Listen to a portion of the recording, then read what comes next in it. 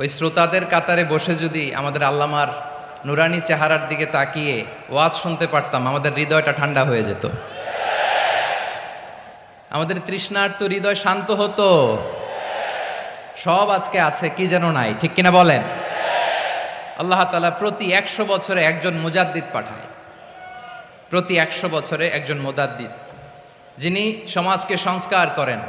আল্লামা দেলোয়ার হোসেন সাঈদী রহিমাহুল্লাহ ছিলেন তেমন একজন মুজাদ্দিদ। চিৎকার করে বলেন ঠিক কিনা?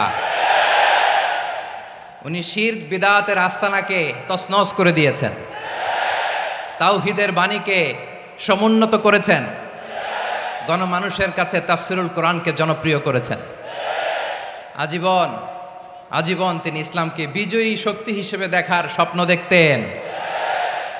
এত প্রাঞ্জল ভাষা, এত চমৎকার আধুনিক প্রেজেন্টেশন, গণমানুষের কাছে কোরআনের তাফসিরকে এভাবে জনপ্রিয় করে তোলার মতো ব্যক্তিত্ব আল্লামা সাঈদী ছাড়া দ্বিতীয় কেউ এই বাংলার ভূখণ্ডে নাই।